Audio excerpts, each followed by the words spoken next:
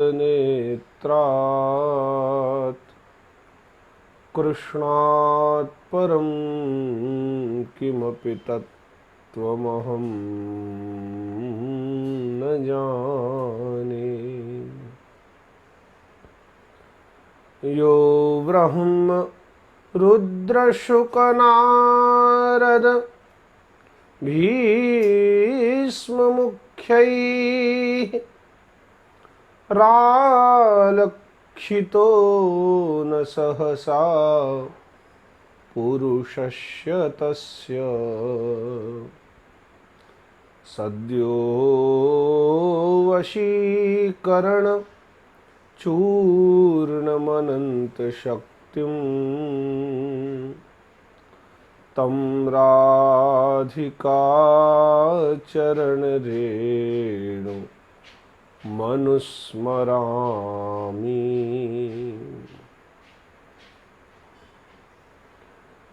वन्दे नन्दव्रजस्त्रीणां पादरेणुम् अभीक्ष्णशः यासां हरिकथोद्गीतं पुनाति भुवनत्रयम्। भक्ति भगवन्त गुरु चतुर नाम बपुएक, इनके पद वंदन किए नासहि विघ्न अनेक। नासहि विघ्न अनेक। जय श्री कृष्ण। प्यारे भाई बहन, आइए हम सभी लोग पुनः एक बार दत्त चित्त होकर सत्संग की सरिता में अवगाहन करें और अपने कलकलुष को, मनोमल को धोकर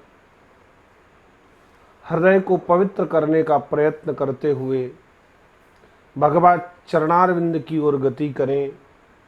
हमारी रति मति गति श्रीहरि के दिव्य श्री चरणारविंद की ओर लगे, ऐसी प्रभु चरणों में प्रार्थना करें।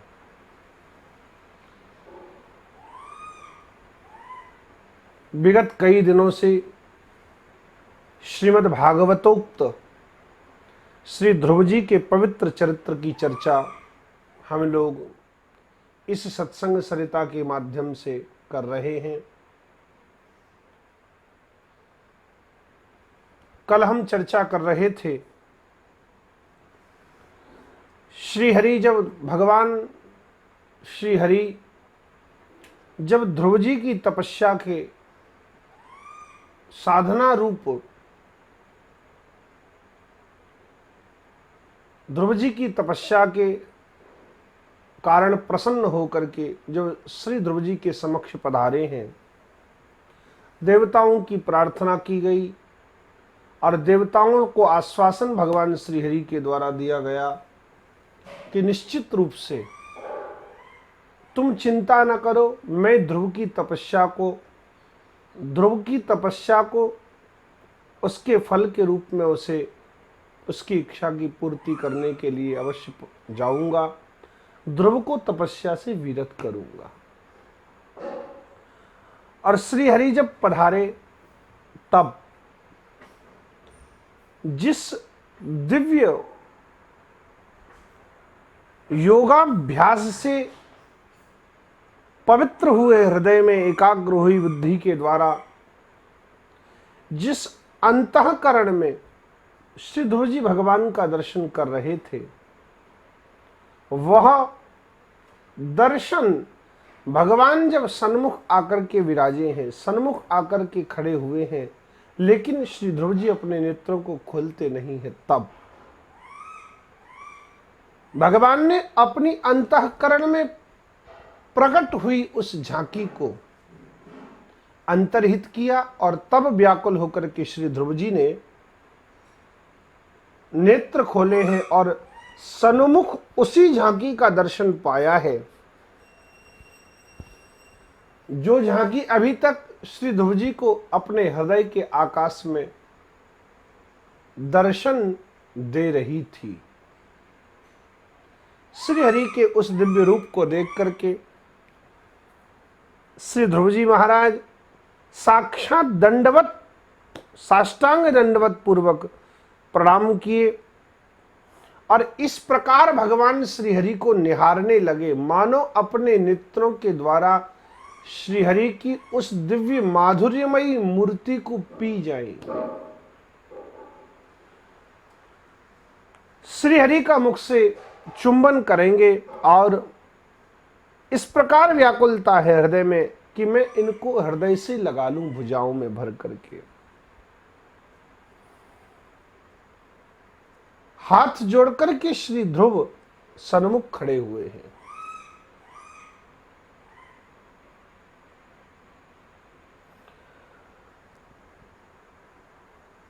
सतम विवक्षंत मतद्विदम हरिः ज्ञात्वास्य सर्वस्य च हृदयवस्थितः कृतांजलिम ब्रह्ममयेन कंबुना पस्पर्शवालम कृपया कपोले। हाथ जोड़कर के भगवान के सामने खड़े हैं ध्रुव, चाहते हैं कुछ बोलना,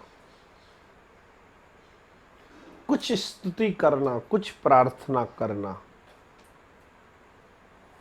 परंतु किस प्रकार प्रार्थना करें, ध्रुव जी को अभी इस बात का ज्ञान नहीं है। यह नहीं जानते भगवान की प्रार्थना कैसे करनी चाहिए। 5 वर्ष की अवस्था, सदगुरु की कृपा प्रसाद, देवर्षि नारद के कृपा प्रसाद के कारण आज इस स्थिति तक पहुंच गए, भगवान का दर्शन हो रहा है, लेकिन मन में ये इच्छा है अब मैं भगवान से कुछ प्रार्थना करूं, भगवान की कुछ स्तुति करूं। ठाकुर जी आज मेरे सन्मुख पधारे हैं, लेकिन किस प्रकार इनकी स्तुति करूं।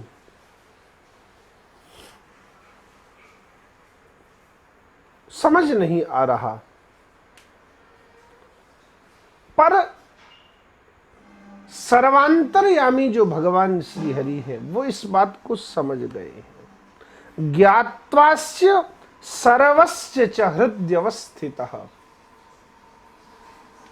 सभी के हृदय में हर समय विराजमान श्री हरि इस बात को पहचान गए, जान गए कि ध्रुव मेरे से कुछ कहना चाहते हैं, ध्रुव मेरे को कुछ बोलना चाहते हैं, लेकिन कुछ बोल नहीं पा रहे। भगवान ने करुणा करके कृतांजलिम ब्रह्ममयेन कंबुना पस्पर्शवालम कृपया कपोले, श्री हरि ने अपना वेदमय शंख, भगवान का जो अपना वेदमय शंख है,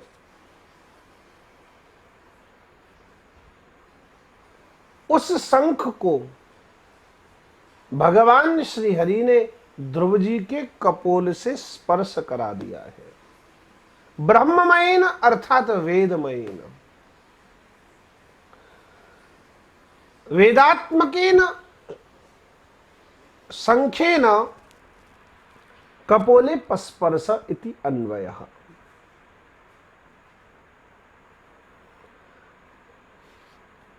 कपोल से जैसे ही शंख का स्पर्श हुआ है, तुरंत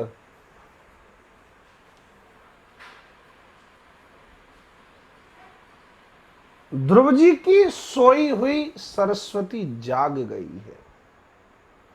ध्रुव जी को सब प्रकार का ज्ञान हो गया है। शास्त्रों में ऐसा कहा गया है, कपोले में सरस्वती का वास है, कपोले बसते वाणी। सरस्वती कपोल में विराजमान रहती हैं, लेकिन सोई हुई। सरस्वती सुप्तेव स्थिता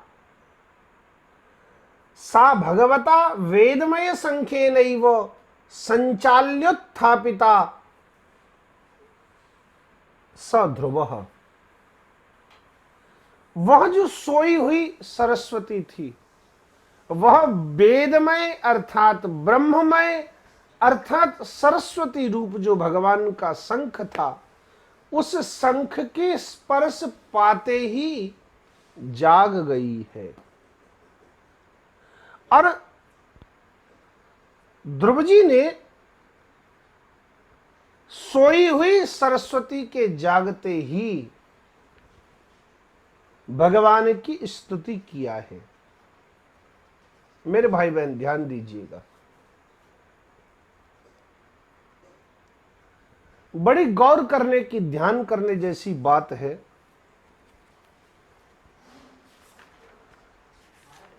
ध्रुव जी महाराज भगवान के दिव्य गुणों का गान करना चाहते हैं। हर भक्त के मन में ये इच्छा होती है, मैं भगवान का गान करूं, मैं भगवान की कुछ प्रार्थना करूं, मैं भगवान की कुछ स्तुति कर पाऊं। किंतु कई बार ऐसी विनम्रतावश भी कठिनाई उपस्थित हो जाती है कि मनुष्य कुछ कह नहीं पाता, कुछ बोल नहीं पाता, और तब वह भगवान की चरणों में नत हो जाता है, झुक जाता है, और तब भगवान उसे ऐसी बुद्धि प्रदान करते हैं कि जिससे कि वह भगवान का यशगान कर सके। इसलिए ध्वनि यहां से ये निकल रही है, बात समझने जैसी यहां पर ये है,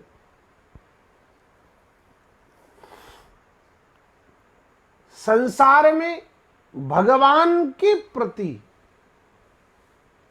भगवान के बारे में या भगवान की बातें जो कुछ भी कही जाती हैं, जिसके भी द्वारा, वह निश्चित रूप से भगवान के द्वारा ही प्रस्फुटित की गई है। यानी अंतर्यामी अंतःकरण में बैठ करके भगवान स्वयं अपने गुणों का गान करते हैं। व्यक्ति जो कुछ लिखता है भगवान के विषय में, व्यक्ति भगवान के विषय में जो कुछ बोलता है, उसके वह शब्द अंतःकरण में प्रस्फुटित होते हैं भगवान के कारण। श्रीमद् भगवद गीता में यह बात स्पष्ट की गई है कि जो लोग निरंतर ईश्वर की दिव्य सेवा में लगे रहते हैं, जो ईश्वर की परिचर्या में लगे रहते हैं, उन्हें ऐसा अंतःकरण उनका बन जाता है कि उन्हें ऐसी स्फूर्ति होने लगती है कि भगवान अब आदेश दे रहे हैं, हमें ऐसा करना चाहिए, आगे की सेवा में क्या किया जाए। ऐसी स्फूर्तियां भगवान की कृपा से होने लगती हैं। लेकिन तब जब सेवा में, सत्संग में निरंतरता बनी रहे। श्रीमद् भगवद गीता का ये सिद्धांत है। निरंतर सेवा में लगे हुए भक्त के हृदय में भगवान स्वयं उसके अंतःकरण में बैठ करके उसे ये आदेशित करते रहते हैं कि अब आगे की सेवा में क्या किया जाए, क्या करना चाहिए। श्री ध्रुव जी महाराज को भी अब अनुभव होने लगा कि मैं भगवान का वर्णन ना कर सका था, लेकिन भगवान के शंख का जैसे ही मेरे को स्पर्श हुआ है, तब मुझे ये दिव्य प्रेरणा मिल रही है, मुझे ये दिव्य इच्छा हो रही है, मैं भगवान की कुछ स्तुति करूं। अर्थात अथवा तो ये भी अर्थ यहां प्रकट हो सकता है कि भक्त के द्वारा, अनुरागी के द्वारा भगवत भक्ति के रंग में डूबे हुए, अनुराग के रंग में रंगे हुए भक्त के द्वारा उसकी वाणी से जो कुछ निकलता है वह ठीक वेद ध्वनि के जैसा ही है। क्योंकि भक्त की जो वाणी है, अनुरागी की जो वाणी है, श्री कृष्ण के रस के सागर में डूबी हुई जो वाणी है वह सामान्य नहीं होती। इसलिए हमारे यहां आज भी एक सामान्य कवि रचना कर देते हैं, आज भी कवि लोग कविता लिख देते हैं, लेकिन भक्तों ने, प्रेमियों ने जो गाया, सूरदास है, श्री परमानंद दास है, श्री कुंभन दास है, श्री छीत स्वामी जी हैं, श्री कृष्णदास जी, श्री तुलसीदास जी, श्री चतुर्भुज दास जी, गोविंद दास जी, इन सब प्रेमी सखाओं ने भगवान के प्रति जो गाया वह वेद वाणी के जैसा है। आचार्यों की वाणी, स्वामी श्री हरदास जी की वाणी, स्वामी श्री भगवत रसिक देव जी की वाणी, श्री हितारवंश महाप्रभु की वाणी, ये सब महाप्रभु जो भगवत अंश से प्रकट हुए, आचार्य रूप में प्रकट हुए, लेकिन इनकी परंपरा में जन्म लेने वाले सैकड़ों सैकड़ों जो भगवत भक्त हुए, भगवत वैष्णव हुए, उनके द्वारा भी जो गाया गया है वह वेद की तरह ही सम्माननीय है। और आज भी हम उनका बहुत सम्मान करते हैं। कारण क्योंकि वो एक भक्त हृदय के द्वारा गाया गया है, और भक्त के हृदय में बैठ करके गाने वाले, भक्त के हृदय में बैठ करके लिखने वाले, प्रेमी के हृदय में बैठ करके सुनने वाले सब परमात्मा ही तो है। ये बात यहां समझ में आ रही है मेरे भाई बहन। स्पर्श का अर्थ होता है अपने प्रेम को प्रकट करना। पूज्यपाद स्वामी श्री अखंडानंद सरस्वती जी महाराज कहा करते थे, जब हम किसी को बहुत प्रेम प्रकट करना चाहते हैं तब उसके गाल का स्पर्श कर देते हैं, कपोल का स्पर्श कर देते हैं। कोई बालक छोटा सा जब हमारे सामने आता है तब हम अपना प्रेम प्रकट करने के लिए, उसके ऊपर अपना प्रेम उड़ेलने के लिए उसके गाल का कोमल स्पर्श किया करते हैं। आज मेरे ठाकुर ने ध्रुव के प्रति अपने प्रेम को प्रकट करने के लिए उनके गाल का, कपोल का अपने शंख के द्वारा स्पर्श किया है। तद सतम विवक्षंत मतद्विदम हरि ज्ञात्वास्य सर्वस्य च हृदयवस्थितः कृतांजलिम ब्रह्ममयेन कंबुना पस्पर्श बालम कृपया कपोदे।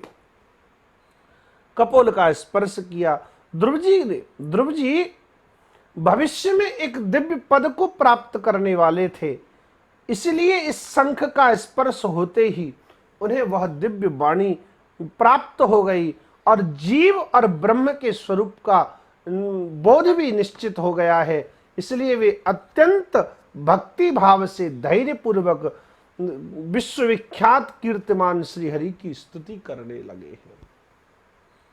परिश्रुतोरुश्रवशम ध्रुवक्षिति भक्ति भावोभ्यग्रणात् असत्वरम। धैर्य पूर्वक भक्ति भाव में भर करके दिव्य वाणी के द्वारा भगवान की स्तुति करने लगे हैं। ध्रुवक्षिति, उस भगवान के दिव्य यश का गान करने लगे जिसके लिए बड़ी बड़ी महापुरुषों ने बड़ा बड़ा चिंतन किया है। मेरे भाई बहन ध्यान दीजिएगा, संसार के द्वारा दी गई वस्तु का विनाश हो जाता है। संसार में जो कोई भी जिस किसी को जो कुछ देता है उसका एक दिन विनाश होता है, लेकिन भगवान जिस वस्तु को देते हैं, भगवान कृपा पूर्वक जिस पद को प्रदान करते हैं, उस पद का कभी नाश नहीं होता। ध्रुव जी को जो ध्रुव पद की प्राप्ति हुई है, ध्रुव जी को जो दिव्य ध्रुव पद दिया गया है भगवान के द्वारा, ध्रुवलोक की जिसको प्राप्ति हुई, वह पद, वह लोक प्रलय के काल में, सृष्टि संहार के काल में भी शेष रहता है, बचा रहता है। और जब महाप्रलय का काल होता है तब समष्टि सृष्टि परमात्मा में विलीन हो जाते हैं, तब ध्रुव जी की भी वही स्थिति बनती है।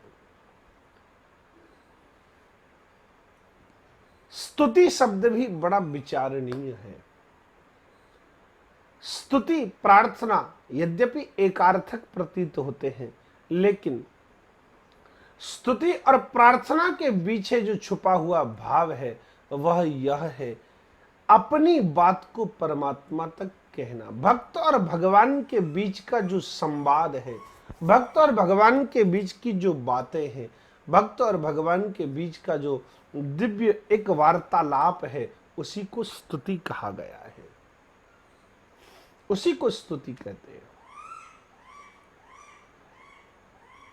अपने हृदय के भाव को, अपने हृदय के दिव्य भाव को परमात्मा के सन्मुख कह देना, इसका नाम स्तुति है।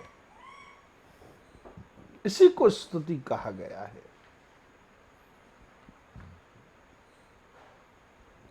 उस स्तुति का वर्णन भगवान व्यास कर रहे हैं। मेरे भाई बहन, ध्रुव जी की स्तुति श्रीमद् भागवत में चौथे स्कंध के 9वें अध्याय के 6ठे श्लोक से लेकर के और 17वें श्लोक तक की गई है। 6 से 17 12 श्लोकों में श्रीमद् भागवतकार ने श्री ध्रुव जी की स्तुति किया है, ध्रुव जी के द्वारा परमात्मा की स्तुति किया है। स्तुति के भावों का हम दर्शन करें उससे पूर्व मूल 12 श्लोकों का गान पहले हम करते हैं श्री गोवर्धन नाथ जी को सुनाने के लिए। ध्रुव उवाच योऽन्तः प्रविश्य मम वाचमिमां प्रसुप्ताम् सञ्जीवयत्यखिलशक्तिधरस्वधाम्ना अन्यांश्च हस्तचरणश्रवणत्वगादीन् प्राणान्नमो भगवते पुरुषाय तुभ्यम् एकस्त्वमेव भगवन्निदमात्मशक्त्या मायाख्ययोरुगुणया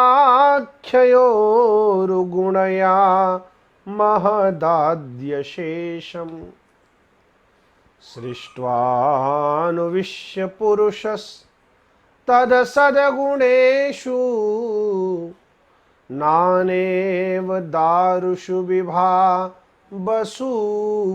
विभासि त्वद्दत्तया वयुनयेदमचष्ट विश्वम् सुप्त प्रबुद्ध इव नाथ भवत् प्रपन्नः तस्यापवर्ग्य शरणं तव पादमूले विस्मर्यते कृतविदा कतमार्थबन्धो तस्यापवर्ग्य शरणं तव पादमूलं विस्मर्यते कृतविदा कथमार्थबन्धो नूनं विमुष्टमतयस्तव मायया ते ये त्वां भवाप्यय विमोक्षणमन्यहेतो अर्चन्ति कल्पकतरुं कुणपोपभोग्य मिच्छन्ति यत्स्पर्शजं निरयेऽपि नृणाम् या निर्वृतिस्तनुहितां तव पादपद्म ध्यानाद्भवज्जन कथा श्रवणेन वा स्यात् सा ब्रह्मणि स्वमहिमन्यपि नाथ मा भूत् किं त्वन्तकाशिलुलितात् पततां विमानात् भक्ति मोह प्रवहतां त्वयि मे प्रसंगो भूयादनन्तमहताममलाशयानां येनाञ्जस्वल्वणमुरुव्यसनं भवाब्धिं निश्चे भवद्गुणकथामृतपानमत्तः तेन स्मरन्त्यतितरां प्रियमीशमर्त्यं ये चान्वदस्सुतसुहृद्गृहवित्तदाराः ये त्वब्जनाभ भवदीयपदारविन्द सौगन्ध्यलुब्धहृदयेषु कृतप्रसङ्गाः तिर्यं नगद्विजसरीसृपदेवदैत्य मर्त्यादिभिः परिचितं सदसद्विशेषं रूपं स्थविष्टमजिते महदाद्यनेकं नातः परं परम वेद्मि न यत्र वादः कल्पान्तयेतदखिलं जठरेण गृह्णन् शेते पुमान् स्वदृगनन्तसखस्तदङ्के यन्नाभिसिन्दुरुह काञ्चन लोकपद्मा गर्भेद्युमान् भगवते प्रणतोऽस्मि तस्मै त्वं नित्यमुक्तपरिशुद्धविशुद्ध आत्मा कूटस्थ आदिपुरुषो भगवांस्त्यधीशः यद्बुद्ध्यवस्थितिमखण्डितया स्वदृष्ट्या दृष्ट्वा स्थितावधिमखो व्यतिरिक्त आस्ते यस्मिन् विरुद्धगतयो ह्यनिशं पतन्ति विद्यादयो विविधशक्तय आनुपूर्व्यात् तद्ब्रह्म विश्वभवमेकमनन्तमाद्यम् आनन्दमात्रमविकारमहं प्रपद्ये सत्याशिषो हि भगवंस्तव पादपद्म माशींस्तथानुभजतः पुरुषार्थमूर्तेः अप्येवमर्य भगवान् परिपाति दीनान् वाश्रेव वत्सकमनुग्रहकातरोऽस्मान्। श्रीमद् भागवत चौथा स्कंद 9वां अध्याय 12 श्लोक संख्या 6 से लेकर 17 तक। श्री ध्रुव जी महाराज भगवान श्री हरि की स्तुति कर रहे हैं। पहला पद्य बड़ा प्यारा, चिंतन करें हम सब लोग। ध्रुव जी कह रहे हैं, योऽन्तः प्रविश्य मम वाचमिमां प्रसुप्ताम् संजीवयत्यखिल शक्तिधर स्वधाम्ना अन्यांश्च हस्त चरण श्रवण त्वगादीन् प्राणान् नमो भगवते पुरुषाय तुभ्यम्। हे भगवान,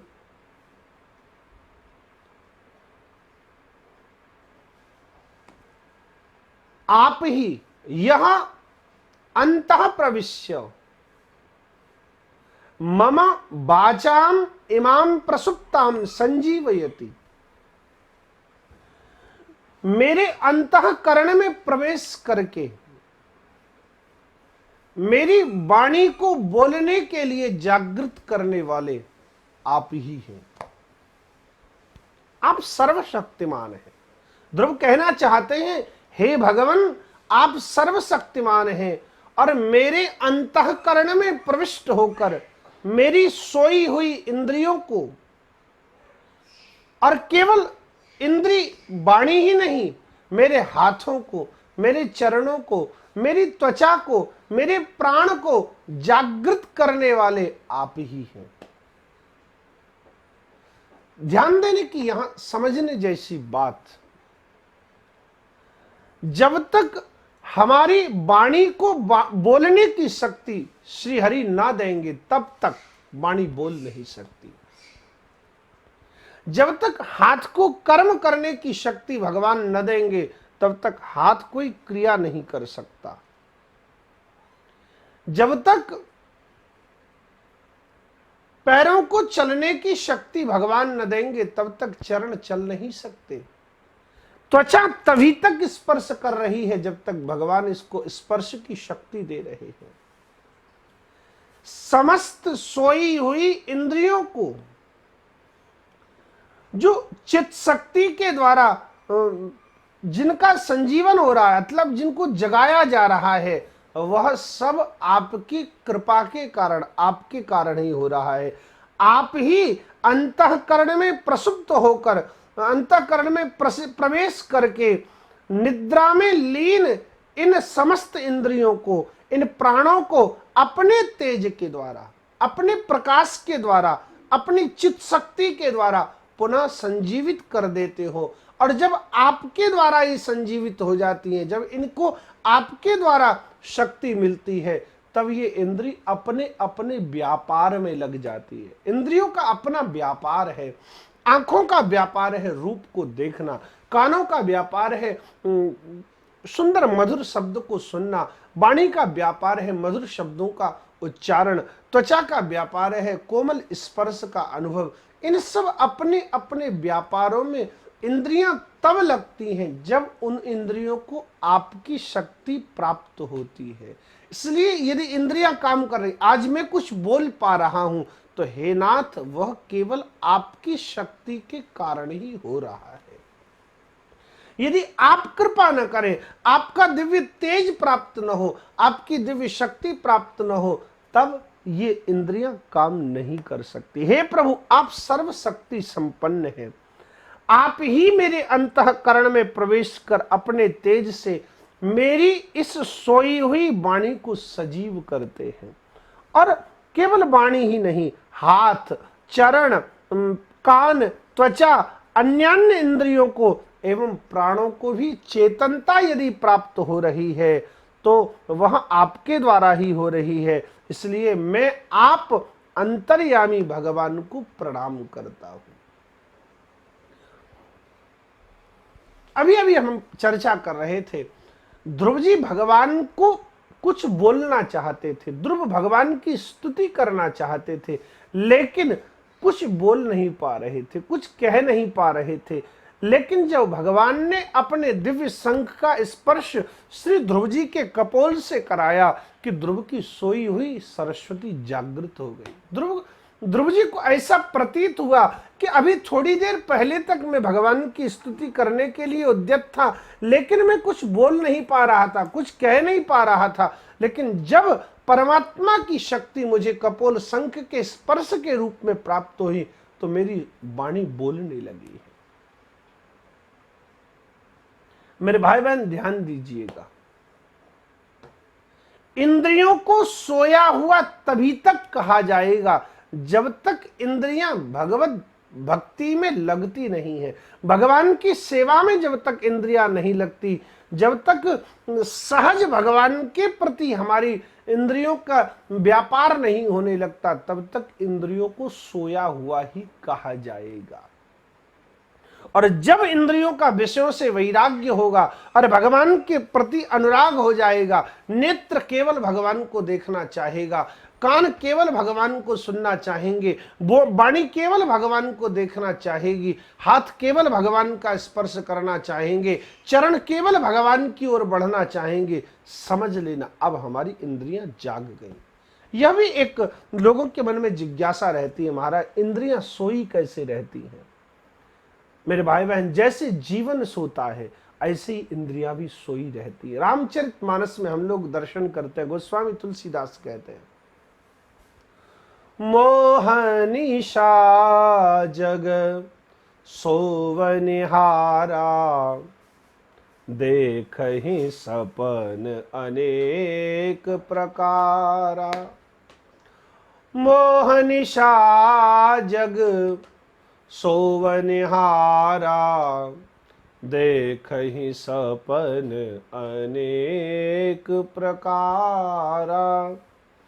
एहि जग जामिनी जागहि जोगी, परमारथी प्रपंच वियोगी। एहि जग जामिनी जागहि जोगी, परमारथी प्रपंच वियोगी। जानिहि तवहि जीव जग जागा, जब सब विषय विलास विरागा।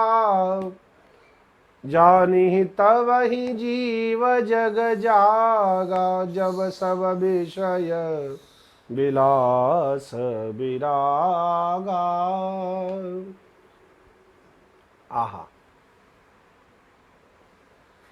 मोह की रात्रि में सारा संसार सोया पड़ा। गोस्वामी जी के शब्दों पर हम विचार करें। मोह निशा जग सोव निहारा। मोह की रात्रि में सारा जगत सोया हुआ है। तरह तरह के स्वप्न संसार में लोग देखते हैं। रात्रि में भी जब हम सोते हैं स्वप्न दिखलाई पड़ते हैं। ऐसे ही जागते हुए स्वप्न देखना जीव का सहज स्वभाव है। मैं ये करूंगा, मैं वो करूंगा, इस प्रकार के स्वप्न व्यक्ति देखता है। और ऐसी मोह की रात्रि से जो जागा है उसी को गोस्वामी तुलसीदास ने जोगी कहा। एही जग जामिनी जागहि जोगी। जो जागे हैं उन्हीं को योगी कहा गया। लेकिन कैसे पहचाना जाए कि अमुक व्यक्ति जाग गया है? कैसे पहचाना जाए कि अमुक व्यक्ति अब सोया हुआ है, अमुक व्यक्ति जागा हुआ? गोस्वामी जी ने बड़ी सरल पहचान बता दी। एही जग जामिनी जागहि जोगी, परमारथी प्रपंच वियोगी। जो परमार्थ तत्व में लग गए हैं, जो परमार्थी हैं। और रामचरितमानस के दर्शन में यदि आप देखेंगे तो श्री रघुनाथ जी को, श्री राम को गोस्वामी जी महाराज परमार्थ स्वरूप बताए हैं। रामचरितमानस में गोस्वामी जी की पंक्ति है, राम ब्रह्म परमार्थ रूपा। श्री रघुनाथ से बढ़कर के परमार्थ संसार में कोई नहीं है। और उस परमार्थ के प्रति जो बढ़ चले हैं, परमारथी प्रपंच वियोगी, जो परमार्थ तत्व की ओर बढ़ चले अर्थात राम तत्व की ओर गति कर लिए हैं। और प्रपंच वियोगी, ये सांसारिक जो मोह माया का प्रपंच है, जो संसार का ऊंच नीच का प्रपंच है, संसार का जो भौतिक प्रपंच हमें दिखलाई पड़ रहा है, इन प्रपंचों से जो वियोग को प्राप्त हो गए, जो जिन्होंने सब कुछ छोड़ दिया है और स्पष्ट कर दिए कि जागा हुआ उसे कहा जाएगा। जानी तवहि जीव जग जागा। संसार में जीव को जागा हुआ तब कहा जाएगा जब सब विषय विलास विरागा, जब समस्त विषयों से उसे वैराग्य हो जाएगा। जब तक आंख रूप के प्रति आकर्षित हो रही है, जब तक कान शब्द के प्रति भाग रहा है, जब तक वाणी स्वादिष्ट पदार्थों के खाने के प्रति भाग रही है, जब तक इंद्रिय कोमल स्पर्श की चाहना में लगी हुई है, जब तक चरण कुपंथ की ओर बढ़ रहे हैं, तब तक हम जागे हुए नहीं हैं। इसलिए शास्त्र कहता है, वेद कहता है, उत्तिष्ठत जागृत और प्राप्य वरान निबोधत। उपनिषद भगवान ये कहते हैं, उपनिषद की आज्ञा है, उठो जागो और फिर उसके बाद अपने लक्ष्य की ओर बढ़ो, अपने लक्ष्य की प्राप्ति में लग जाओ। तो कई बार लोग कहते हैं महाराज ये भी बड़ी विडंबना, उठा पहले जाता है कि जागा पहले जाता है? लेकिन यहां तो उठने की बात पहले और जागने की बात बाद में। आप भी कभी कभी विचार कीजिएगा कि पहले हम जागते हैं या फिर पहले उठते हैं। लेकिन वेद भगवान कहते हैं उत्तिष्ठत जागृत प्राप्य वरान्य बोधत। पहले उठना, फिर जागना और उसके बाद फिर आगे बढ़ना अपने लक्ष्य की ओर अर्थात परमात्मा की ओर। तो जब तक विषयों के प्रति आसक्ति है तब तक जीवन ही सोया पड़ा है, मनुष्य जीव सोया पड़ा है। और जीव सोया है इसी प्रकार जैसे जीव मोह की निशा में सोया हुआ है, ऐसे ही इंद्रियां भी जब तक अपने विषयों की ओर भाग रही हैं, सांसारिक प्रपंचों की ओर भाग रही हैं, तब तक इंद्रियां भी प्रसुप्त हैं। लेकिन जब ये जाग जाएंगी, जब इनमें संजीवन होगा, तब याद रखना इन इंद्रियों के द्वारा केवल परमात्मा की भक्ति के अलावा और कुछ नहीं होने वाला। तब नेत्र केवल भगवान को देखना चाहेंगे, कान केवल भगवान की बांसुरी को सुनना चाहेंगे, त्वचा केवल भगवान के कोमल अंगों का स्पर्श करना चाहेगी, चरण केवल भगवान के धाम की परिक्रमा करना चाहेंगे, भगवान की ओर गति करना चाहेंगे। इसलिए इंद्रियों को यदि जगाना है तो संसार के विषयों से वैराग्य करना पड़ेगा। और विषयों से वैराग्य करना नहीं, जब परमात्मा में हमारा अनुराग बढ़ने लगेगा तो विषयों से वैराग्य अपने आप हो जाएगा। इसलिए परमात्मा के प्रति जीव को अनुराग बढ़ाना चाहिए। ध्रुव जी महाराज कहते हैं, हे नाथ, मेरी प्रत्येक इंद्रिय को जगाने वाले आप हैं, मेरी प्रत्येक इंद्रिय को शक्ति देने वाले, देखने, आंखों को देखने की शक्ति, हाथों को स्पर्श करने की शक्ति, पैरों को चलने की शक्ति सब आपके द्वारा ही प्राप्त हो रही है। और शक्ति ही प्राप्त नहीं हो रही, मेरी वाणी के अंदर प्रवेश करके आप ही बोल रहे हैं, मेरे हाथों के अंदर प्रवेश करके आप ही कार्य कर रहे हैं, मेरे त्वचा के अंदर स्पर्श करके आप ही स्पर्श कर रहे हैं। सब कुछ परमात्मा की शक्ति से हो रहा है। मेरे भाई बहन ध्यान दीजिएगा, जब तक ऐसी प्रवृत्ति हमारी नहीं बनेगी, जब तक हमारी मान्यता ऐसी नहीं बनेगी कि सब कुछ परमात्मा के द्वारा ही हो रहा है, तब तक बात नहीं बनने वाली। ध्रुव जी महाराज ने ये पहला श्लोक कहा, योन्तः प्रविश्य मम वाचमिमां प्रसुप्तां संजीवयत्यखिल शक्तिधर स्वधाम्ना अन्यांश्च हस्त चरण श्रवणत्वगादीन प्राणान नमो भगवते पुरुषाय तुभ्यम। मानो भगवान सामने ही खड़े तो हैं, सामने ही खड़े हैं श्री ध्रुव जी के।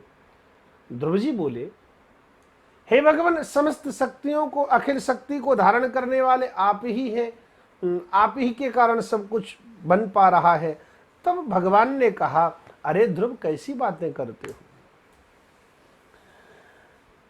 हर इंद्रिय का अपना अपना अलग अलग देवता है। श्रीमद् भागवत में यह बात विशेष रूप से स्पष्ट करके समझाई गई है। हर इंद्रिय का अपना अपना देवता, जैसे वाणी के देवता अग्नि है, जैसे नेत्रों के देवता भगवान सूर्य है, जैसे हाथों के देवता भगवान इंद्र है, इस प्रकार समस्त इंद्रियों के अपने अपने अधिष्ठाता देवता हैं। और उन्हीं की कारण, उन्हीं की प्रेरणा से, उन्हीं की अपनी शक्ति से ये इंद्रियां अपने अपने धर्मों में प्रवृत्त हो रही हैं।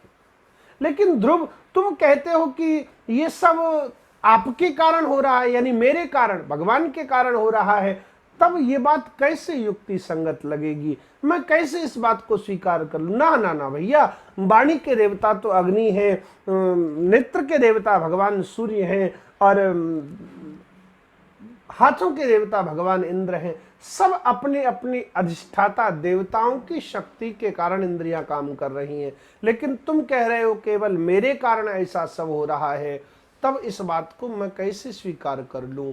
इस बात की स्पष्टता के लिए कि हे भगवान, मैंने जो कहा वह निश्चित ही कहा है, वह बिल्कुल ठीक कहा है। इस बात को, अपनी बात को सही बताने के लिए, अपनी बात को स्पष्ट करने के लिए ध्रुव जी दूसरा श्लोक वर्णन कर रहे हैं। एकस्त्वमेव भगवन् निदमात्मशक्त्या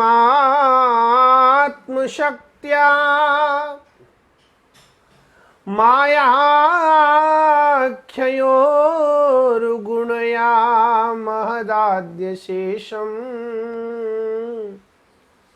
सृष्ट्वानुविश्य पुरुषस्तदसद्गुणेषु नानेव दारुषु विभावसु बद्विभासि।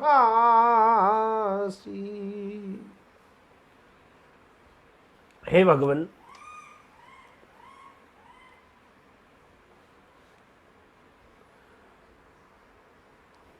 माना आप सही कह रहे हैं, सब देवताओं के, सब इंद्रियों के अधिष्ठाता देव अलग अलग हैं, लेकिन हे भगवान आप एक ही हैं, एकस्त्वमेव, आप तो एक ही हैं। और अपनी अनंत गुणमयी जो आपकी माया शक्ति है, आप इस माया शक्ति से महदादि संपूर्ण प्रपंच को रचकर अंतर्यामी रूप से उसमें प्रवेश कर जाते हैं। यानी सारे प्रपंच को, सारे जगत को रचना करने के बाद आप स्वयं अंतर्यामी रूप से उसमें प्रवेश कर जाते हैं और फिर इसके इंद्रिया, जितनी भी इंद्रियां हैं, इंद्रिय आदि असद गुणों में उनके अधिष्ठात्र देवताओं के रूप में स्थित होकर आप ही भासते हैं। यानी आप ही इंद्र बनकर हाथ में प्रवेश करके इंद्र बने हुए दिखलाई पड़ते हैं। आप वाणी में प्रवेश करते हैं अग्नि बन करके, लेकिन अग्नि रूप में भी आप ही हैं। ध्रुव जी जो कहना चाह रहे हैं कि समस्त इंद्रियों के अधिष्ठाता देवता के रूप में भी आप ही भासते हैं, आपके अलावा और कोई नहीं है। एकस्त्वमेव भगवन् निदमात्म शक्त्या मायाख्योर गुणया महदाद्य शेषम सृष्टवान विश्व पुरुषस तद सदगुणेषु नानेव दारुषु विभा वसुवद विभासी। हे भगवान,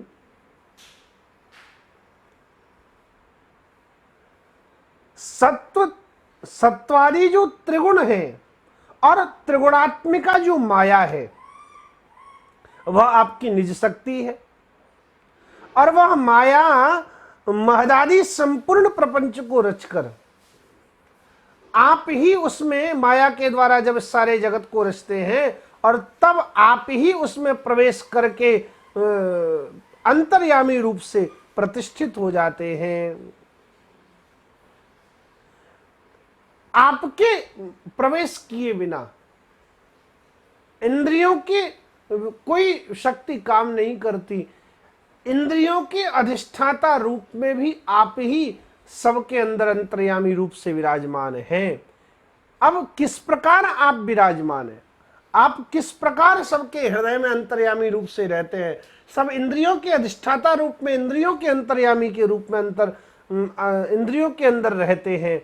बोले नानेव दारुषु विभा वसुवद विभासी। दृष्टांत दिया, जैसे लकड़ी के अंदर अग्नि रहती है, जैसे लकड़ी के अंदर अग्नि है लेकिन दिखलाई नहीं पड़ती। ये नहीं कहा जा सकता इसके लिए कि लकड़ी के अंदर अग्नि नहीं है। अत्यंत रगड़ करने पर, आपस में अति संघर्षण करने पर लकड़ी के अंदर की अग्नि भी प्रकट हो जाती है।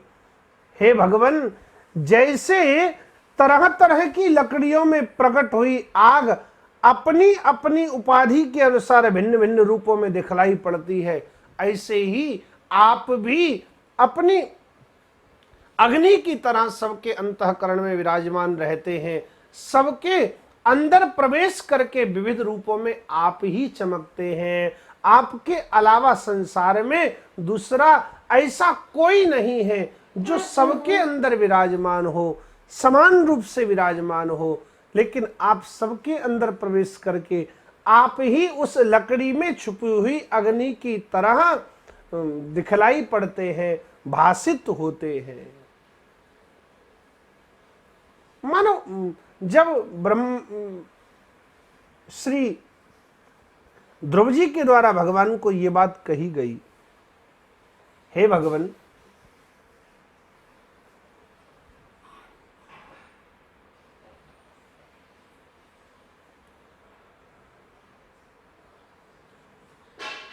समस्त इंद्रियों के अपने अपने अलग अधिष्ठाता देवता हैं, लेकिन सबके अंदर आप ही हैं। मानो तब भगवान ने ध्रुव जी को कहा, हे ध्रुव,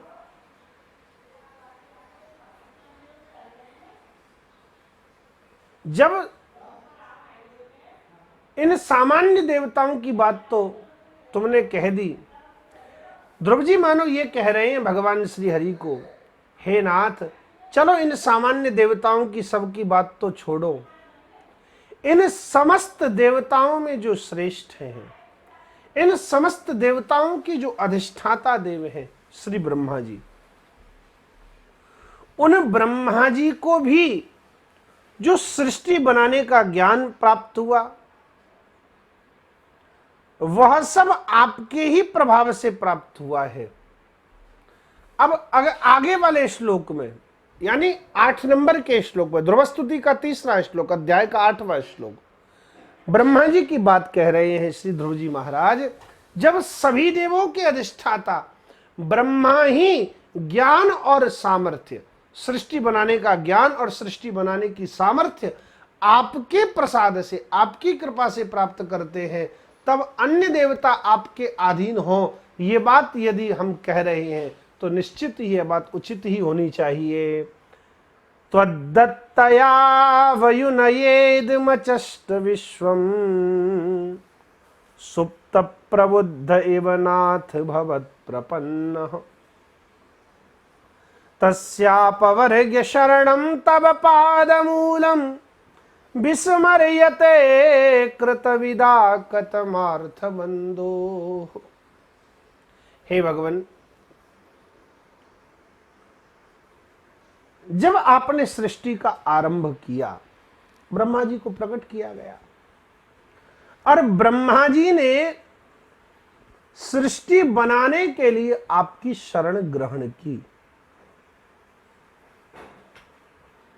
आपके द्वारा प्रदत्त ज्ञान के प्रभाव से ही जगत को उन्होंने सोते हुए, सोकर उठे हुए पुरुष के समान देखा और हे दीनबंधो, उन्हीं आपके चरण तल का मुक्त पुरुष भी आश्रय लेते हैं।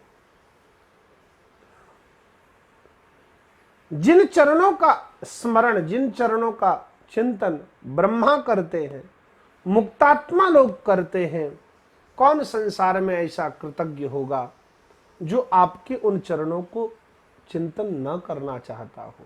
कैसे भूल सकता है उनको जी। बड़ी प्यारी बात ब्रह्मा जी के दृष्टांत के रूप में ध्रुव जी के द्वारा कही जा रही है। समस्त देवताओं के अधिष्ठाता ब्रह्मा भी ज्ञान और सामर्थ्य केवल आपके द्वारा ही प्राप्त करते हैं, तब अन्य देवता आपके वशवर्ती है, इसमें आश्चर्य कैसा।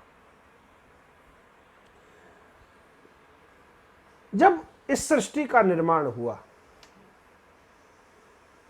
ब्रह्मा जी ने जाग करके देखा, चारों ओर जल ही जल दिखलाई पड़ा है। यदा तो खिन्नहा,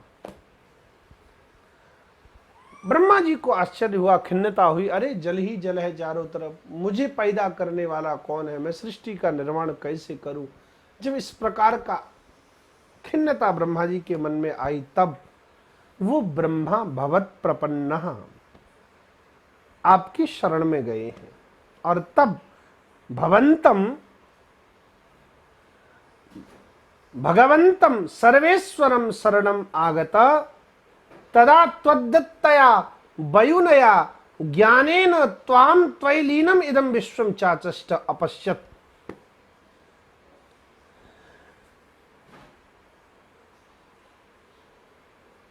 आपकी शरण में आने पर ब्रह्मा जी को ये सृष्टि, ये विश्व इस प्रकार दिखलाई पड़ने लगा जैसे कोई पुरुष जाग करके उठ करके बैठता है, सो करके उठता है, तब उसे जैसे संसार दिखलाई पड़ने लगता है, ऐसे ही सोकर उठे हुए पुरुष के समान उन्होंने, कौन ने, ब्रह्मा ने आपके ज्ञान और आपकी शरणागति के प्रभाव से इस जगत को देखा।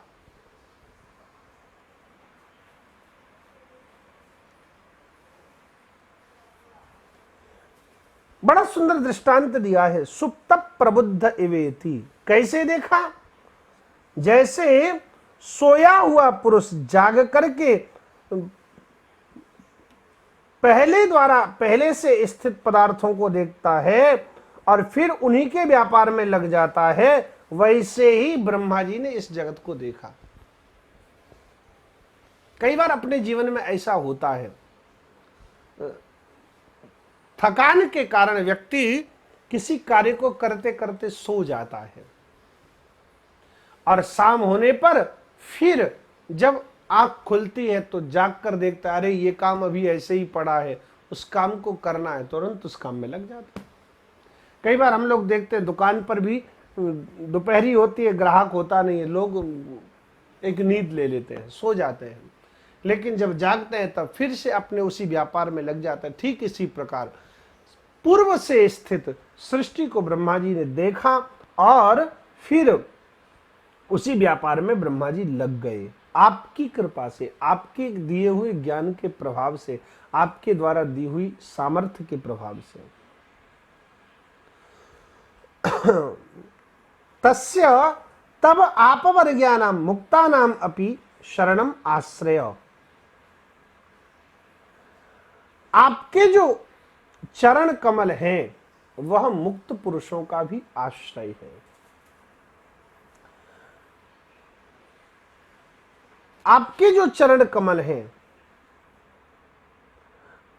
उन चरण कमलों का जब मुक्तात्माओं के द्वारा भजन किया जाता है, फिर ऐसा संसार में कौन होगा जो इंद्रियों को चेतना देने वाले और उन इंद्रियों को उन विषयों का भोग सुख प्रदान करने वाले आपके जैसे उपकारी भगवान को जान करके भी भूल जाएगा। कितनी सुंदर बात कही जा रही है आचार्यों के द्वारा। तत्तद इंद्रियादि चेतनीकरणेन तत्तद विषय भोग सुख प्रदान रूपत्व कृतम उपकारम जानता कथम विस्मर्यते, अर्थात न कथम अपि विस्मर्यते। आपके द्वारा इंद्रियों को चेतना की शक्ति दी जा रही है, आपके द्वारा उन इंद्रियों को उन विषयों का भोग सुख के रूप में प्रदान किया जा रहा है। आपके इन अन्यान्य उपकारों को जान करके भी कौन आपको भूल सकता है, अर्थात कोई भी आपको नहीं भूल सकता। और इस प्रकार आपके इतने उपकारों को होने के बाद भी जो आपको नहीं भजते, जो आपकी सेवा नहीं करते, जो आपका सुमरन नहीं करते, भजन अथ एवं सर्वोपकार कर्तारम त्वाम ये न भजन्ति ते मूर्खाः कृतघ्ना एव इति भावः। जो आपको भूल जाते हैं, जो इंद्रियों की शक्ति प्राप्त होने पर आपको भूल जाते हैं और जो इंद्रियों के विषयों के भोग को सुख रूप में प्राप्त करने पर भी आपको भूल जाते हैं, वो मूर्ख हैं, वो कृतघ्न हैं और उनको कृतज्ञता का पाप लगता है। वो कृतज्ञ कहलाते हैं, वो मूर्ख हैं जो आपको नहीं भजते, अर्थात आपको भजना जीव मात्र का अपना कर्तव्य है। बड़ा प्यारा संबोधन ध्रुव जी ने दिया इस श्लोक के अंत में। विस्मर्यते कृतविदा कथम आर्त बंधु हो। हे आर्त बंधु, हे दीन बंधु, इस संबोधन के द्वारा ध्रुव जी ये बतलाना चाहते हैं, यतः आर्तानां जन्म मृत्यु जरा व्याधि आदि भी पीड़ितानां बंधु हितकर्ता तथा उद्धारकस्त्वमेव। हे भगवान, जन्म मृत्यु जरा व्याधि आदि जितने भी संसार में कष्ट हैं, इन सबसे बचाने वाले, इन सबसे जीव की रक्षा करने वाले आप ही हैं। आप ही इस जीव को बचा सकते हैं। हे हरि, मेरी भी रक्षा आप ही करें। मैं आपका भजन करता हूं, मैं आपके चरणों में प्रणाम करता हूं। मेरे भाई बहन, श्री ध्रुव जी महाराज भगवान श्री हरि को यही बात निवेदन कर रहे हैं, हे नाथ, इंद्रियों की शक्ति देने वाले आप हैं, समस्त इंद्रियों के अधिष्ठाता रूप में आप ही विराजमान हैं। और सामान्य देवताओं की बात तो क्या, समस्त देवताओं के अधिष्ठाता ब्रह्मा भी आपकी शक्ति से ही सृष्टि के कार्य में संलग्न होते हैं। इन 3 पद्यों की चर्चा करने के बाद एक बड़ी प्यारी बात जो निकल कर के आ रही है, जो श्रीमद् भागवत, श्रीमद् भगवद गीता, अन्य धर्म ग्रंथों का भी सिद्धांत है। आज उस बात को कहकर के हम अपनी वाणी को विश्राम देंगे। श्रीमद् भगवद गीता में भी यही बात निवेदन की गई है। भगवान अर्जुन को कहते हैं, अर्जुन, समस्त देवताओं की उपासना रूप जो यज्ञ होता है वह सब मुझे ही प्राप्त होता है और मैं ही उसका फल सभी को प्रदान करता हूं। श्रीमद् भागवत का सिद्धांत भी यही है। यदि हम केवल भगवान श्री हरि की उपासना करें तो उससे समस्त देवताओं को तृप्ति प्रदान की जा सकती है। एक श्री कृष्ण का भजन करके समस्त देवताओं को पूजन किया जा सकता है, उनकी उपासना की जा सकती है। श्रीमद् भागवत में बड़ा प्यारा एक दृष्टांत दिया।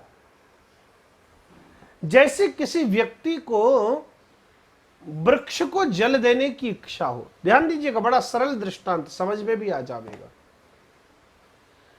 वृक्ष को पोषण मिले इसके लिए हम जल वृक्ष को घरों में भी देते हैं, पौधों को, और जंगल में भी देते हैं।